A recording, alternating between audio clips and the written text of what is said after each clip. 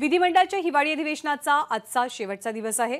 आज शेवटच्या दिवशी तब्बल 37 लक्षवेधी मांडल्या जातील।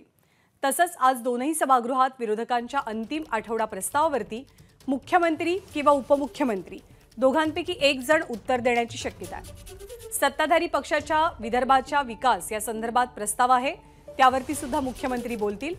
अधिवेशनाच्या शेवटच्या दिवशी विदर्भासाठी एखादं विशेष पॅकेज किंवा काही सवलतींची घोषणा होते का हे पाहावं लागेल।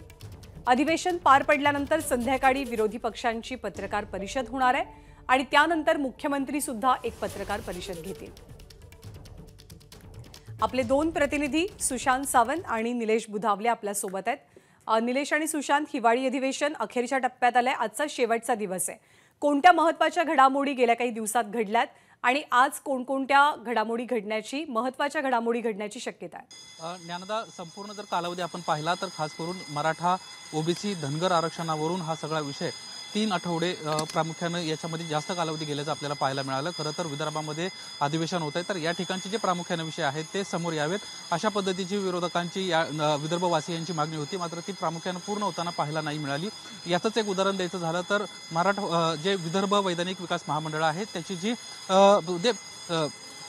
त्या संदर्भातले जे काही करार होते ते देखील पुन्हा एकदा करण्यात यावे यासाठी सातत्याने विदर्भातील नेत्यांकडून मागणी करण्यात येत होती, मात्र ते झालं नाही। अगदी शेवटच्या टप्प्यामध्ये ते करण्यात आलं, त्यावरून नाराजी देखील या ठिकाणी व्यक्त केल्याचं पाहायला मिळालं होतं। एका पत्रकारानं देखील या सगळ्या विषयावरून या ठिकाणी आंदोलन केल्याचं देखील आपल्याला पाहायला मिळालं होतं।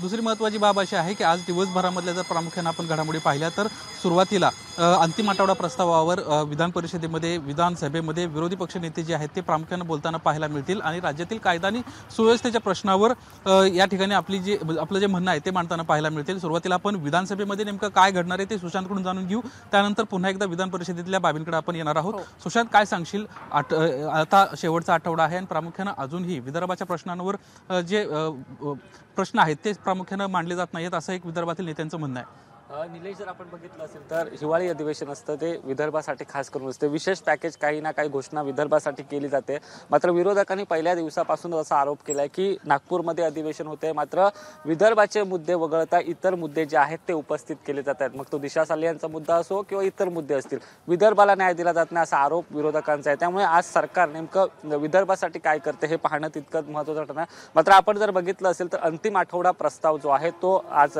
इथे चर्चा होणार आहे। त्यामध्ये प्रामुख्याने महागाई, बेरोजगारी आणि राज्यातील कायदा सुव्यवस्था यावर कुठेतरी आज विरोधक जे आहेत ते सरकारला घेरण्याच्या मानसिकतेत आहेत। महागाईवरून सातत्याने विरोधक सरकारला घेरत असतात। आज विधानसभेत देखील हाच मुद्दा गाजणार आहे, बेरोजगारीचा मुद्दा गाजणार आहे। त्याचसोबत आपण याला उत्तर देताना राज्यातील कायदा सुव्यवस्थेबाबत अनेकदा विरोधकांनी, मग नाना पटोले असतील, विजय वडेट्टीवार असतील, यांनी अनेकदा प्रत्यक्षपणे देवेंद्र फडणवीस यांच्यावर आरोप केले होते। नागपूरची कायदा सुव्यवस्थेचा देखील प्रश्न त्यांनी उपस्थित केला होता। त्यामुळे गृहमंत्री असलेले आणि उपमुख्यमंत्री असलेले देवेंद्र फडणवीस कायदा सुव्यवस्थेच्या प्रत्येक आरोपाला आज उत्तर देतील। त्यासोबत मुख्यमंत्री देखील आज जे आरोप आठवड्याभरात विरोधकांनी केले त्या प्रत्येक आरोपाला मुख्यमंत्री उत्तर देतील।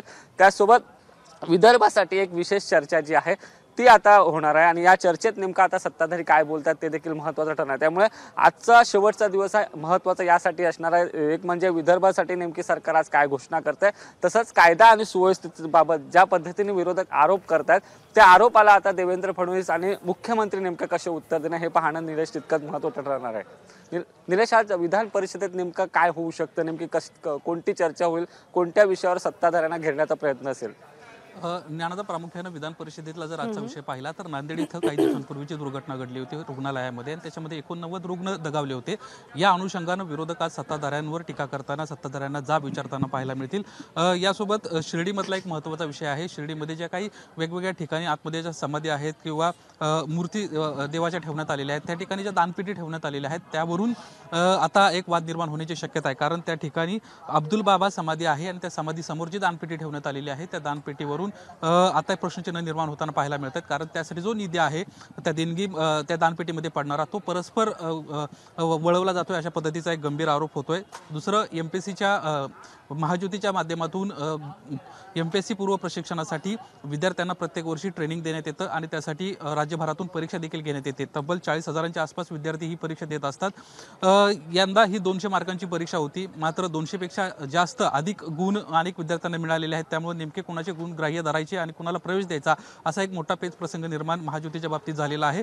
त्या बाबतीत सरकार काय निर्णय घेतं हे देखील पाहणं महत्त्वाचं राहणार आहे। एकंदरीतच आज नांदेडची दुर्घटना असेल, शिर्डी देवस्थान असेल, या सगळ्या विषयाला अनुषंगानं सरकार काय उत्तर देतं हे पाहणं महत्त्वाचं राहणार आहे। कायदा सुव्यवस्थेवर मुख्यमंत्री या ठिकाणी उत्तर देताना आपल्याला पाहायला मिळतील।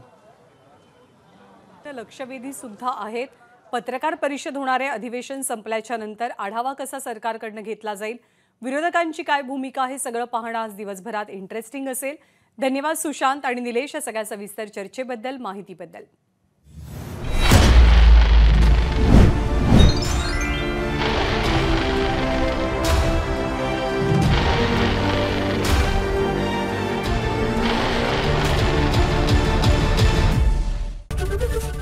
ABP माझा, उघडा डोळे बघा नीट।